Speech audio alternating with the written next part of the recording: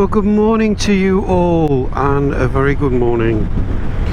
This is the ride after the GX ride, the Suzuki GSXS1000 GX, which we took out, and this is putting myself back onto the Suzuki GSXS1000 GT. So hello and welcome to everybody, thank you for joining me. And basically I just want to go through a few things and, you know, have a little ride round.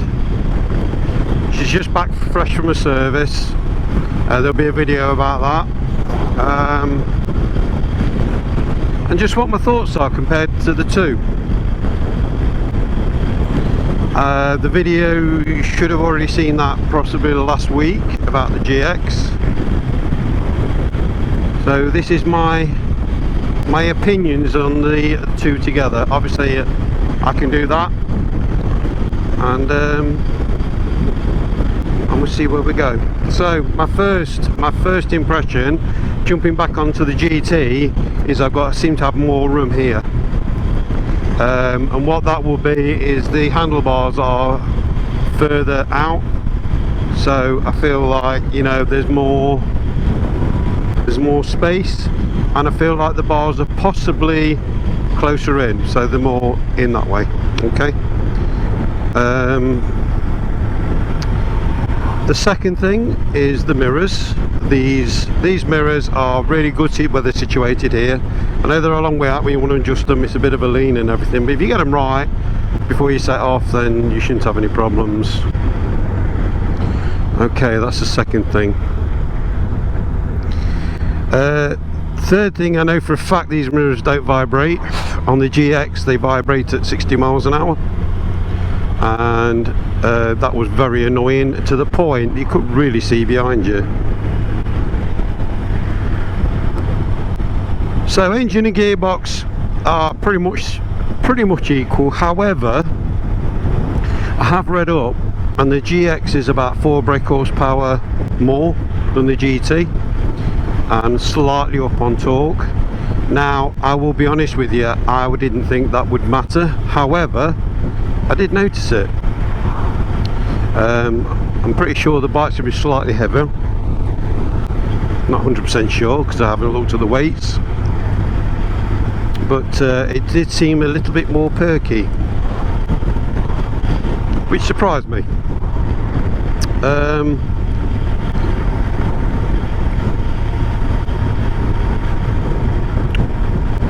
Obviously all the switch gear is pretty much the same. However, I did seem to find the indicators better, where there's a little bit more room, I think, between the indicators and the cruise control button.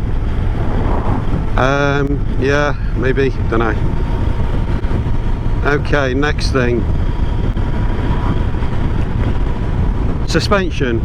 Right, the suspension on the GX is an absolute game changer. It really is. Let's have a dive down here. Basically it's electronic, so you can set it up on the fly. You can actually set it up on the fly as long as you shut off.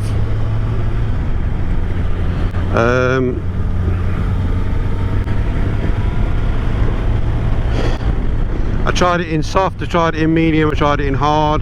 I found it better in medium, but the beauty of it is you can set it up for solo with luggage, with a pillion, and then with a pillion with luggage. That is an absolute game changer. That suspension on that bike is absolutely amazing. As we all know, it costs money to have good suspension, so I would imagine that's probably one of the reasons why it's more expensive. Height, when I jump on it, so I jump on the bike, and I liked the height of the GX. I liked it a lot. I felt like I got a big bike in between my legs, because it's going more towards adventure, isn't it? However, I didn't like trying to get on and off of it. It's something that you would get used to, but I felt that what you needed to do was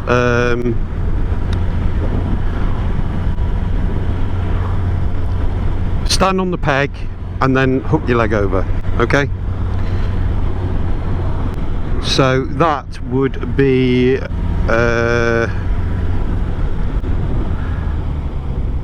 for me, I don't know, I'm sure the Stan can take it, and I know they do all these other adventure bikes, but yeah, I was struggling a bit with that,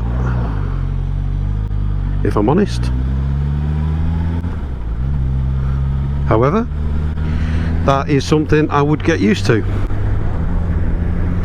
But it did seem a bit of a hike up there, and I know the bike is very similar to this, but obviously the suspension's higher. Handling, yeah, you know, I found it very, even though it was on Dunlop tyres, I found it very confidence inspiring. However, so is this. For a mile muncher, wow, yeah, I reckon I could wang some proper miles off on it, if I'm honest. Whereas this, like I said, I felt like it's been beating me up on my wrists and everything, on my arms, and I felt like it's been quite it's like literally every single bump, jolt, everything.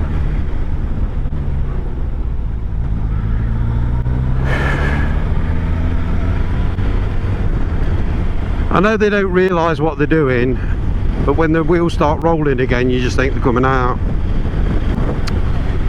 Never mind. Everybody's got somewhere to be, haven't they? Right. Overall, aesthetically, I found that the GX was in this area very comfortable. I didn't like the mirrors being here. However, you can still see plenty through them until you're doing 60 mile an hour, and then unfortunately, nah. But there was no vibration through the bars, through my feet, nothing. But then again, there's nothing on this either. Aesthetically, looking at the bikes, this wins for me.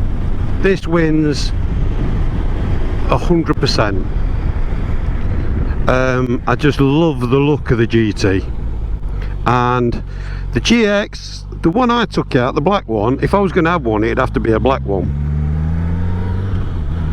because they do the candy red, but there's a panel down this side here that they've run in silver, and it looks shit to me.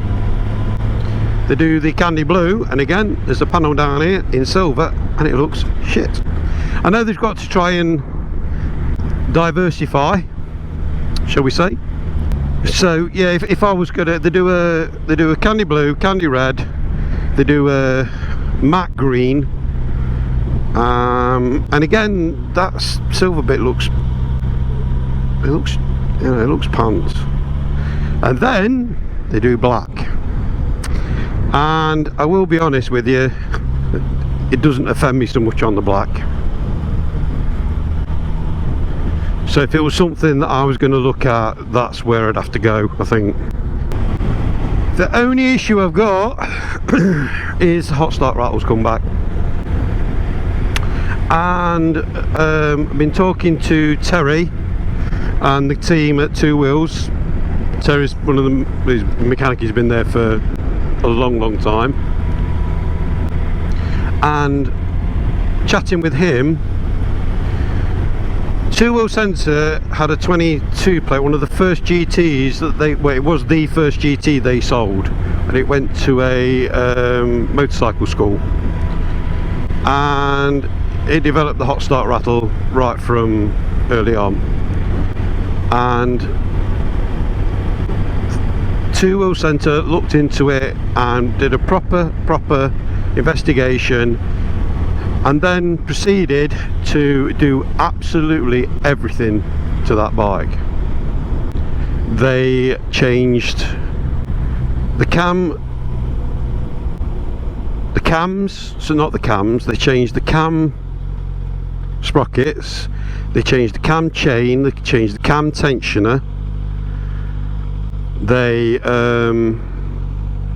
did the valve clearances, and absolutely none of it, not one bit of it, made any difference at all.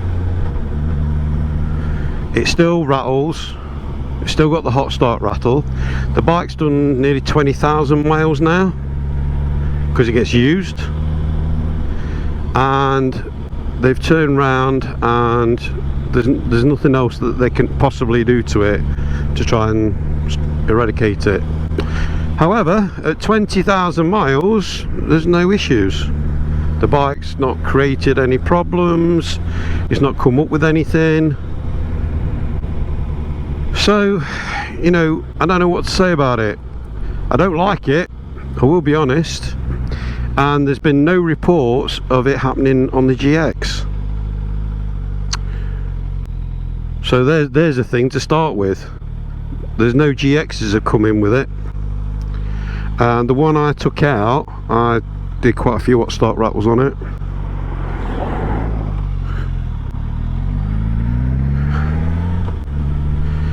And no, nothing. It was quiet as a mouse. However, as we'd also all know, that some of the GTs don't do it, but some of them do.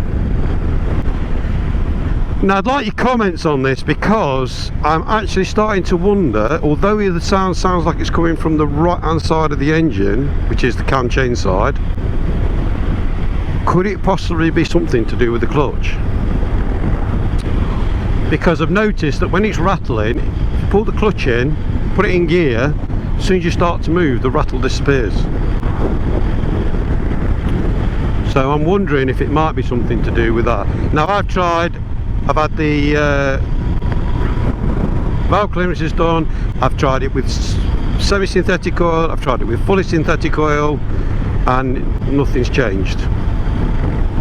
But again, apparently, don't take my word for it, but up to now the Suzuki dealer said that they haven't had any GXs come back with it. So something different in the GX engine.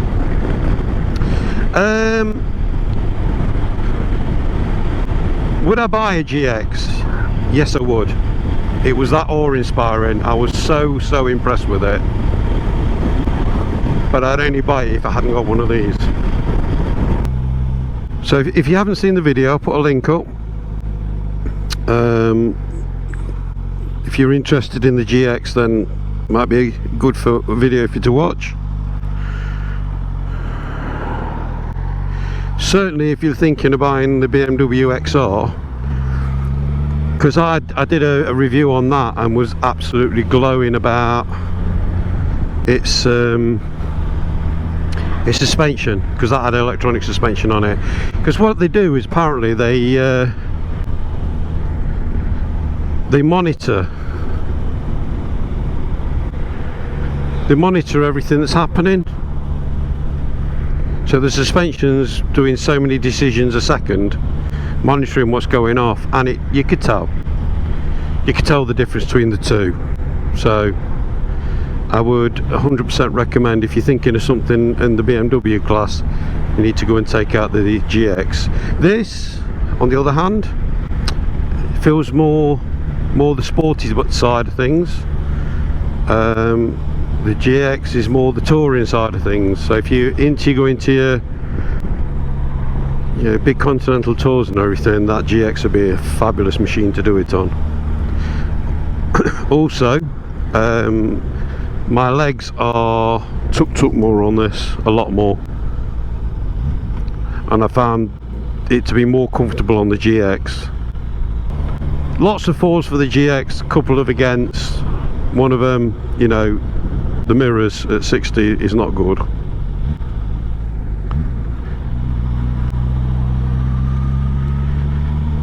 That's not good at all. I'm sorry, but I don't think that should be happening.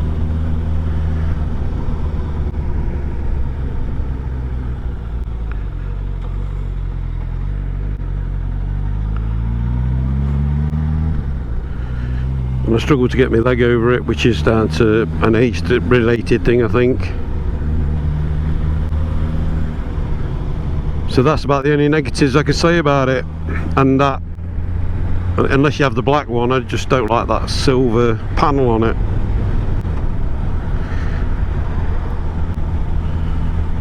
I suppose you're not looking at that when you're riding it, are you? So it don't really matter.